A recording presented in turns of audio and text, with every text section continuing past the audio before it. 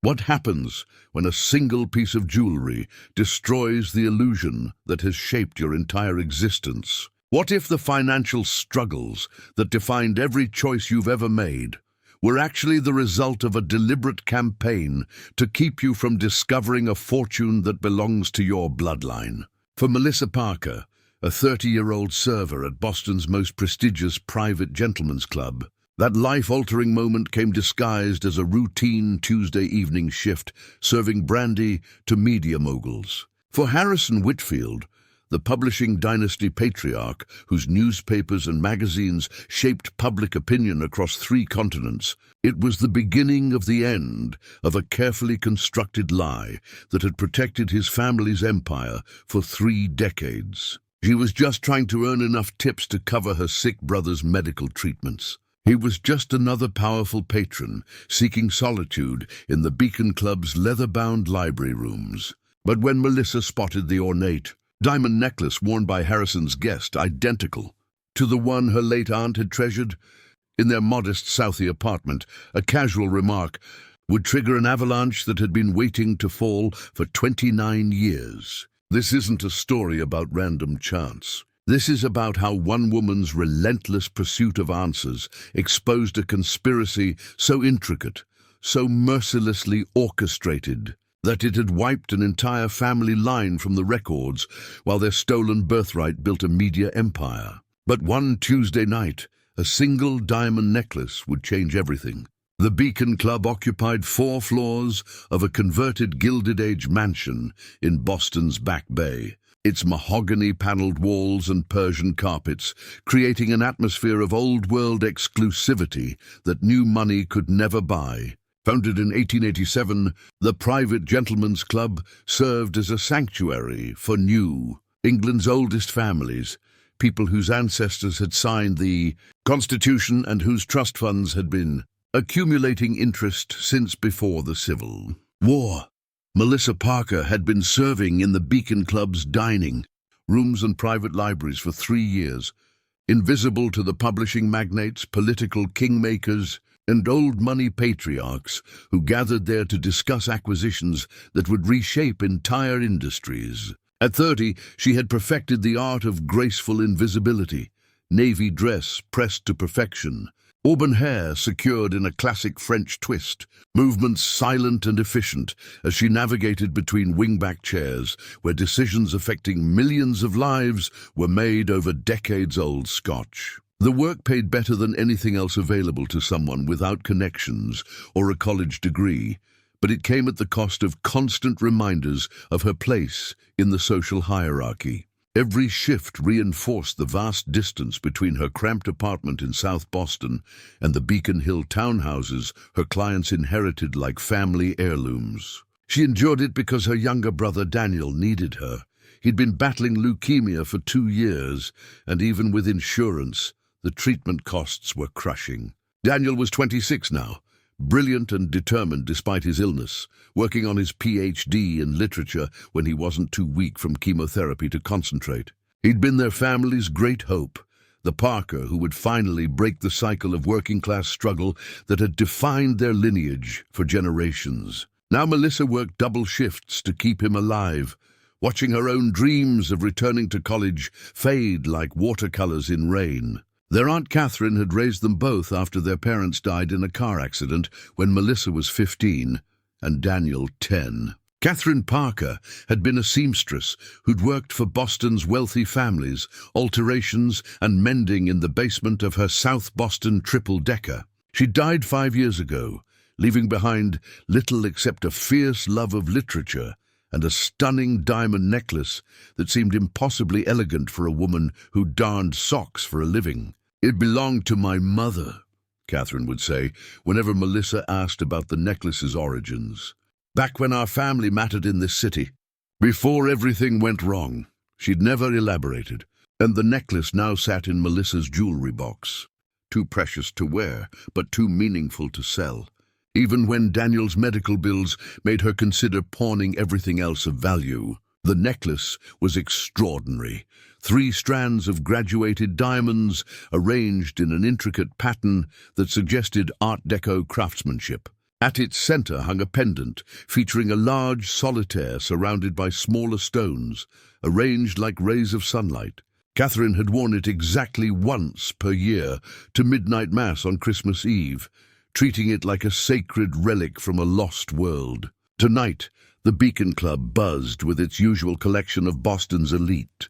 Melissa recognized most of the regular members, the pharmaceutical heiress whose family controlled half of Cambridge, the tech patriarch who'd revolutionized computing, the media baron whose publishing empire influenced elections from London to Singapore. In the club's oak-paneled library, Harrison Whitfield held court with his usual collection of editors, politicians, and power brokers. At 67, he commanded attention through sheer intellectual force rather than physical presence, a slight man with silver hair and penetrating grey eyes that seemed to catalogue every detail. As founder and CEO of Whitfield Media Group, he controlled newspapers, magazines, and digital platforms that shaped public discourse across the English-speaking world. Melissa had served Harrison dozens of times over the past 3 years. He always occupied the same corner of the library, always ordered the same drink, Hennessy Paradise, neat, in a specific crystal snifter that the club reserved exclusively for his use. He conducted business while drinking, his phone buzzing constantly with updates from newsrooms in New York, London, and Sydney. He tipped precisely 25% and had never acknowledged her existence as anything more than a functional extension of the club's service. Tonight felt different, though Melissa couldn't identify why. Perhaps it was the woman sitting across from Harrison, an elegant figure in her 60s, wearing a black Chanel suit and the kind of jewelry that suggested serious money. Or maybe it was the way Harrison kept glancing at his guest with what looked like genuine concern, a deviation from his usual emotionally controlled demeanor. As Melissa approached their table with Harrison's cognac, something caught the library's warm lighting on the woman's throat. Her diamond necklace sparkled against her black dress, and Melissa's breath caught. It wasn't just similar to Catherine's necklace, it was absolutely, impossibly identical. The same 3-strand design, the same Art Deco sunburst pendant, the same graduated diamonds that caught light like captured starfire. But what truly stopped Melissa cold was a distinctive flaw she'd memorized from years of examining Catherine's necklace. A tiny chip in one of the pendant's smaller diamonds that created a unique light pattern when viewed from certain angles. Harrison's guest wore a necklace with the exact same flaw. "Your Hennessy, Mr. Whitfield," Melissa managed, her voice steady despite her racing pulse. Harrison looked up from his conversation, mild annoyance flickering across his features at the interruption. "Thank you," he said dismissively. The words escaped before Prudence could intervene. "I'm sorry to interrupt, but that's an exquisite necklace. My aunt had one exactly like it." The woman across from Harrison went completely still, her cultured conversation dying mid-sentence. Her pale blue eyes focused on Melissa with sudden, uncomfortable intensity, while Harrison's expression shifted from annoyance to something that looked like alarm. "Excuse me?" the woman asked, her voice carrying the kind of Boston Brahmin accent that suggested generations of privilege. Melissa's heart hammered against her ribs. "The diamond necklace. It's identical to one my aunt treasured, even down to the small chip in the 4th diamond from the left on the pendant." The woman's hand flew instinctively to her throat, as if protecting the jewelry from some invisible threat. Harrison's glass stopped halfway to his lips, his face draining of color. "That's impossible," the woman said, her voice barely above a whisper. "This necklace has been in my family since 1924. It's completely unique." Melissa felt the attention of other club members turning toward their corner, drawn by the suddenly tense atmosphere. "But ma'am, I've examined my aunt's necklace hundreds of times. She only wore it once a year on Christmas Eve. She said it was all we had left from when our family mattered in Boston." Harrison set his glass down with unusual force, the crystal ringing against the mahogany table. "What was your aunt's name?" "Catherine Parker." Catherine Elizabeth Parker. The name hit both Harrison and his companion like a physical blow. They exchanged a look loaded with decades of unspoken history, their carefully maintained composure beginning to crack. "We need to speak," Harrison said, his voice hollow with some emotion Melissa couldn't identify. "Not here. Tomorrow evening, 7 o'clock. He paused, studying Melissa's face with the intensity of someone examining crucial evidence. "My office. Whitfield Tower. Ask for me personally at security."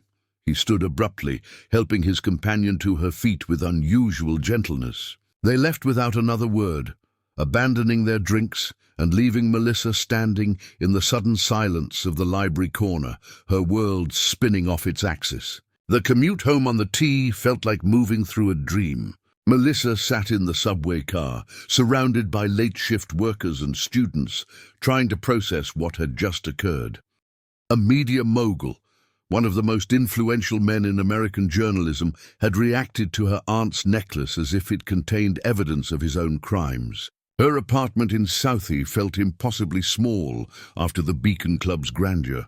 Daniel was asleep on the couch, his latest round of chemotherapy having left him too exhausted to make it to his bedroom. Medical textbooks and poetry collections were scattered around him.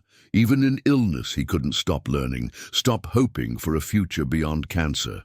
Melissa made herself tea and sat at her small kitchen table, staring at the framed photograph of Catherine that occupied the place of honor on her bookshelf. Her aunt smiled back from the frame, wearing her best dress and the diamond necklace that had somehow connected their working-class existence to the rarefied world of Harrison Whitfield. Unable to sleep, Melissa spent the night researching everything she could find about the Whitfield family dynasty. What she discovered painted a picture of media influence that stretched back to the early 20th century. The empire had been founded in 1920 by Jonathan Whitfield, who'd used money from undisclosed sources to purchase his first newspaper, the Boston Evening Herald. His son Michael had expanded into magazines and radio during the Depression, while Michael's son Robert had built Whitfield Media into a global powerhouse during the post-war boom. Harrison was the fourth generation to control the empire, having modernized it for the digital age while maintaining its editorial influence. But as Melissa dug deeper into historical archives and genealogical records, she found inconsistencies that seemed deliberately obscured. References to business partnerships that appeared in early records but were never mentioned again. Family connections that showed up once and then vanished from all subsequent documentation. Most intriguingly, she discovered a brief mention in a 1950 Columbia Journalism Review article about the Parker-Whitfield collaboration that revolutionized Boston journalism. The piece was fragmentary, but it suggested that there had once been a partnership between the families that had been dissolved under circumstances that remain confidential. By the 1960s, all references to any Parker involvement had disappeared from the company's official history. It was as if an entire partnership had been systematically erased from media industry records. The next evening, Melissa stood before Whitfield Tower, a gleaming 40-story monument to media power that dominated Boston's financial district. The building housed not just corporate offices, but also newsrooms, broadcasting studios, and printing facilities that produced content consumed by millions worldwide. As evening fell, she could see lights burning in offices throughout the tower, editors working late to meet deadlines, reporters chasing stories that would shape tomorrow's headlines. The lobby was a temple to journalistic achievement, its walls lined with Pulitzer Prizes won by Whitfield reporters over the decades, historic front pages documenting everything from presidential assassinations to moon landings, and portraits of legendary editors who'd made the Herald a household name. A bronze plaque near the elevators listed the publications under the Whitfield Media umbrella, newspapers in 6 cities, magazines covering everything from politics to lifestyle, digital platforms that reached audiences on 4 continents. Security was more comprehensive than she'd expected.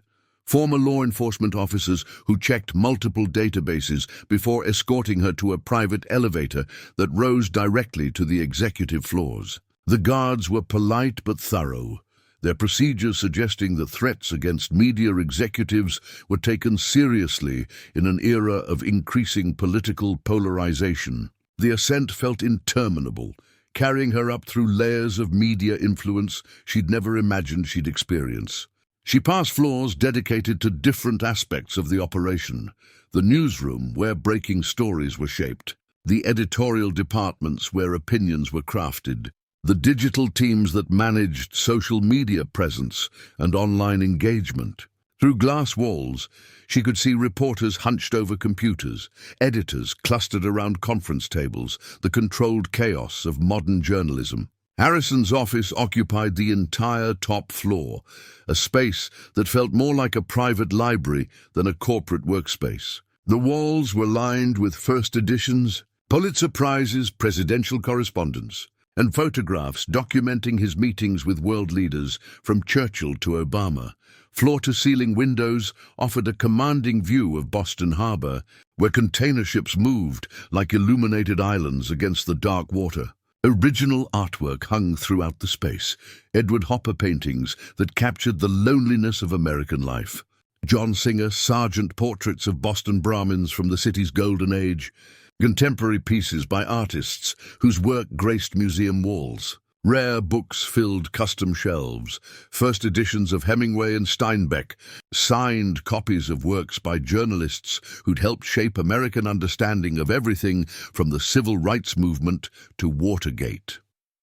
Harrison waited behind a desk that looked like it belonged in a museum, a massive piece of carved mahogany that had reportedly once belonged to a railroad baron. But he wasn't alone. The woman from the previous evening sat across from him, still elegant, but now visibly anxious, her fingers occasionally touching the diamond necklace at her throat, as if reassuring herself of its presence. Beside her sat a younger man, perhaps 45, with Harrison's same grey eyes and the kind of confidence that comes from inheriting power rather than earning it. His expensive suit and easy manner suggested someone who'd never doubted his place in the world, who'd grown up expecting doors to open and obstacles to dissolve. "Melissa Parker," Harrison said as she entered, his voice carefully modulated. "This is my wife, Victoria Whitfield, and my son, Jonathan Whitfield V. They're interested in your family history." Victoria rose with practiced grace, extending a hand that bore a wedding ring worth more than most people's cars. "Miss Parker, I apologize for our reaction last evening. Your observation caught us quite off guard." The younger man, Jonathan, studied Melissa with uncomfortable intensity, his gaze cataloguing her off-the-rack dress and discount store shoes with the casual assessment of someone accustomed to evaluating people's worth by their appearances. "Yes, quite surprising indeed. We weren't aware that any artifacts from that period had survived." "What period?" Melissa asked, her directness cutting through their refined evasion like a knife through expensive silk. Harrison moved to a wall safe hidden behind a portrait of the company's founder, the original Jonathan Whitfield, painted in formal attire that suggested prosperity and respectability. The safe itself was clearly modern, its electronic locks and biometric scanners indicating the kind of security usually reserved for national secrets rather than corporate documents. He withdrew several folders, their contents yellowed with age and brittle from decades of careful storage. "The period when our families were partners, Miss Parker. When Parker and Whitfield built Boston's most influential media company together." The documents he spread across his desk told a story that shattered everything Melissa thought.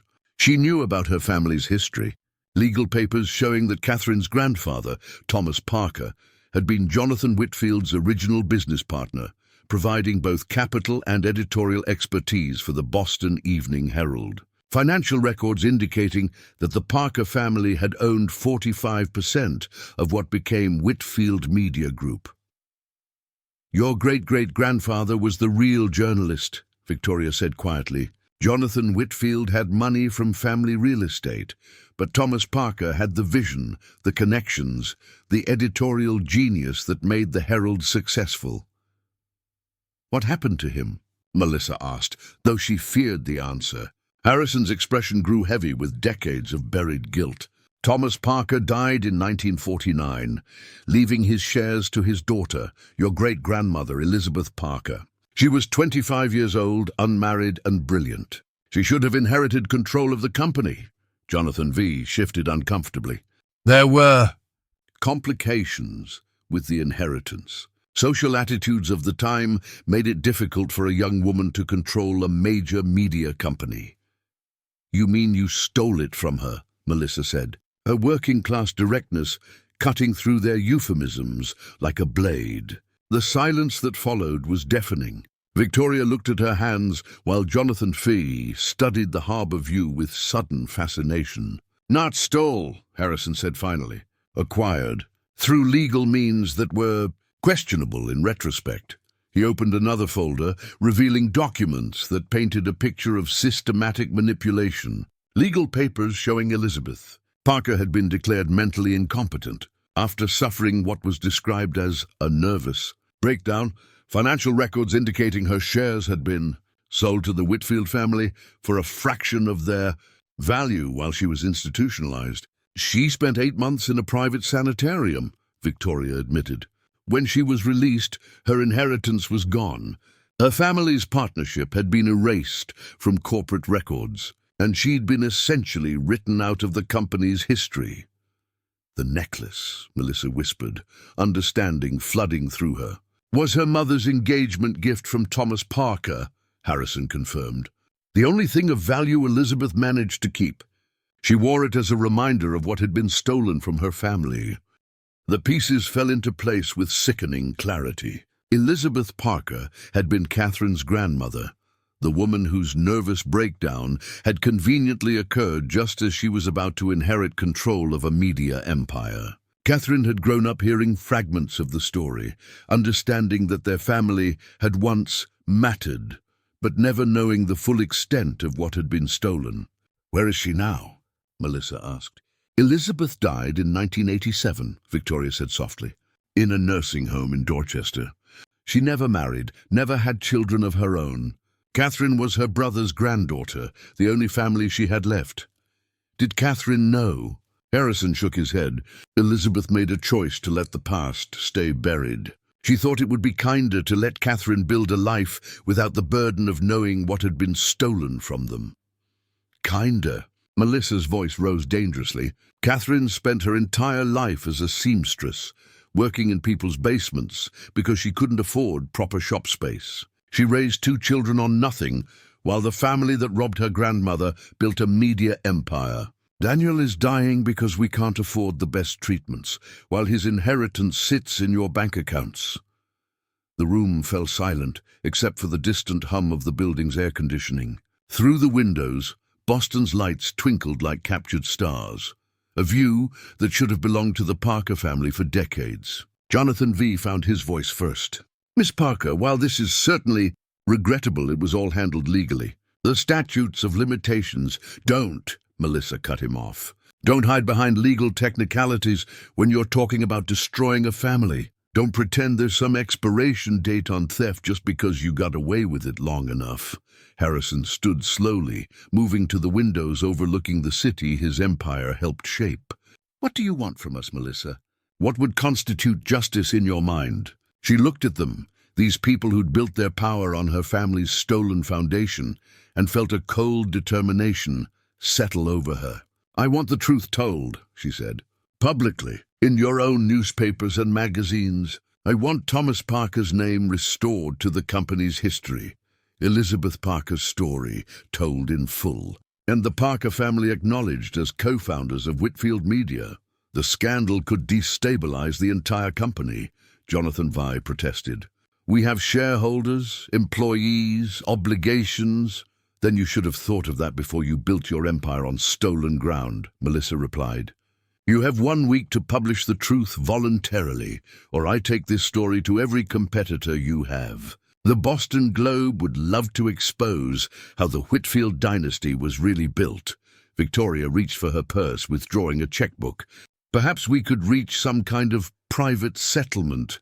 I don't want your money, Melissa said firmly. I want justice for my family. I want Daniel to know that the Parkers weren't failures or nobodies. I want Elizabeth Parker's name cleared and her story told. She moved toward the door, then paused. And I want access to everything. Corporate archives, financial records, correspondence, every document that mentions the Parker family. I want to understand the full scope of what was stolen from us. Harrison turned from the windows. And if we refuse? Then you'll discover what investigative journalism looks like when it's aimed at your own family, Melissa said. I may not have inherited a media empire, but I inherited something more valuable. The Parker family's commitment to truth. Elizabeth Parker was trying to expose corruption when you destroyed her. I'm going to finish what she started. The elevator doors closed, carrying her back down through the layers of power and influence that should have been her birthright. But Melissa Parker was no longer the same woman who'd entered Whitfield Tower. She was no longer just a server struggling to pay medical bills. She was the great-great-granddaughter of Thomas Parker, rightful heir to a media dynasty built on stolen dreams. And she was going to reclaim what had been taken from her family, one truth at a time. The media revolution that followed began not with Melissa's threatened exposé, but with Harrison Whitfield's own conscience.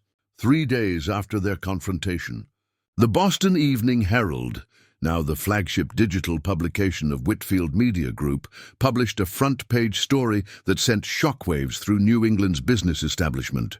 The founder we forgot, how Thomas Parker built Boston's media empire and was erased from history, ran across the Herald's homepage, accompanied by previously unseen photographs and documents from the company's private archives. The article, written by Harrison himself, detailed the systematic elimination of the Parker family from Whitfield Media's official history. The story was comprehensive and devastating.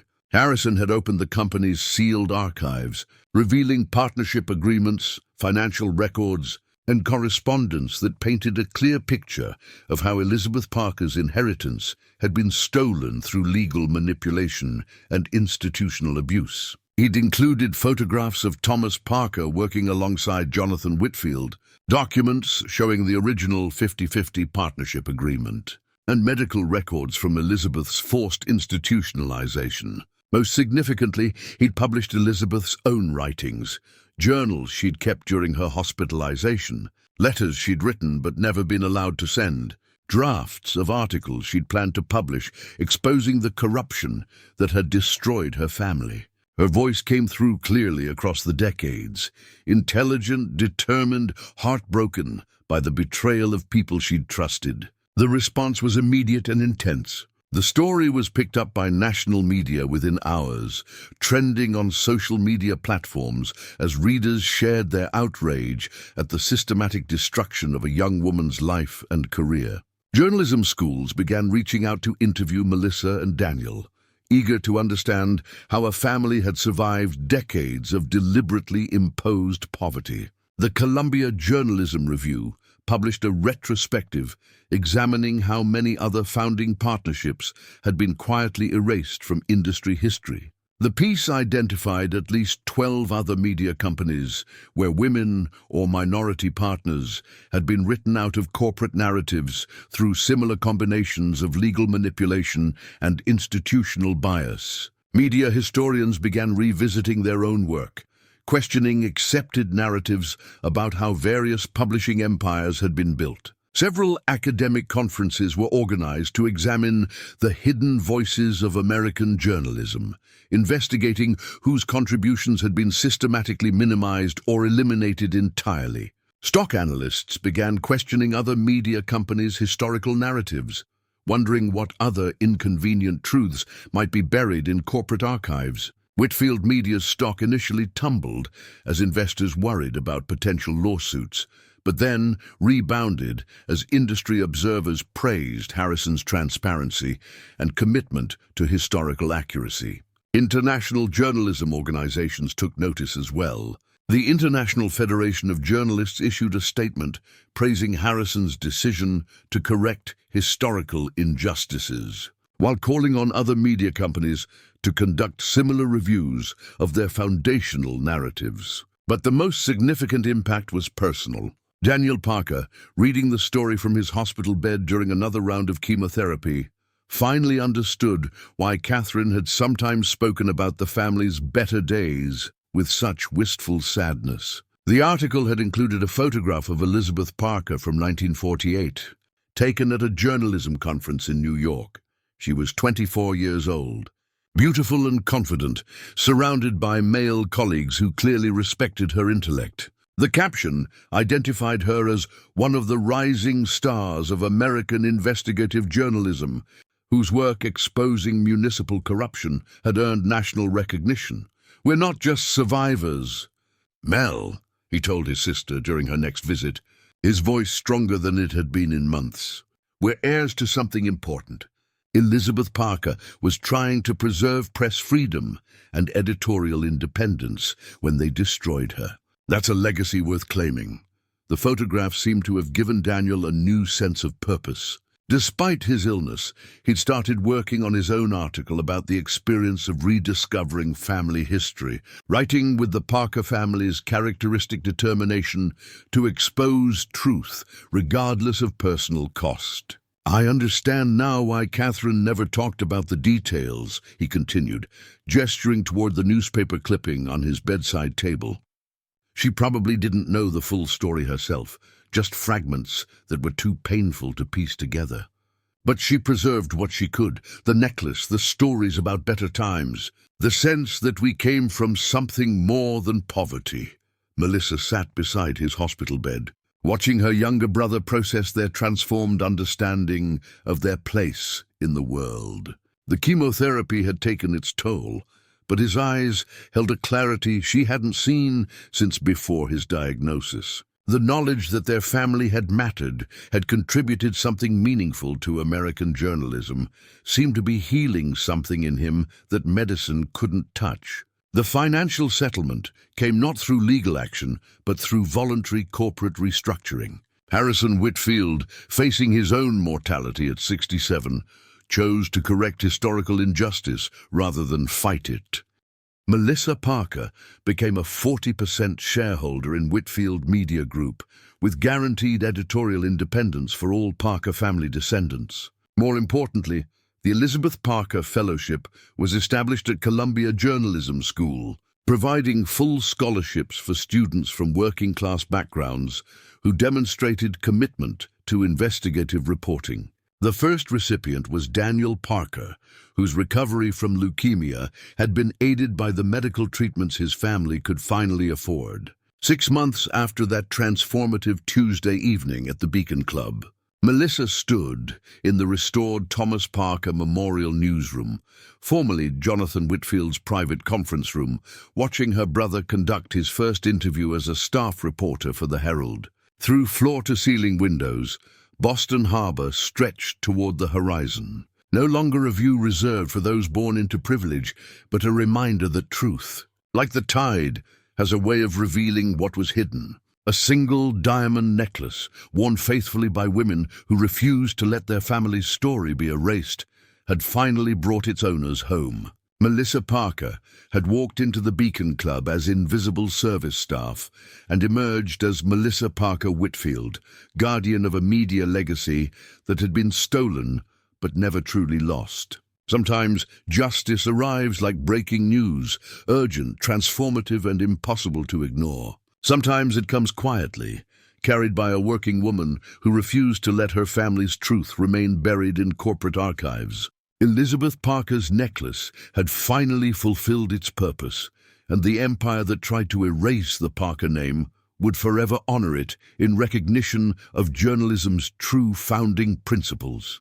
This story reminds us that every family has its buried truths, every empire has its hidden foundations, and sometimes it takes someone from outside the circles of power to illuminate the stories that power works so hard to suppress. If this tale of perseverance, justice, and the ultimate triumph of truth over deliberate amnesia moved you, share it with someone who believes that every voice deserves to be heard. Like this story, and subscribe for more tales that prove no narrative, no matter how carefully constructed, can withstand forever the patient pursuit of those who refuse to let history's inconvenient truths remain hidden.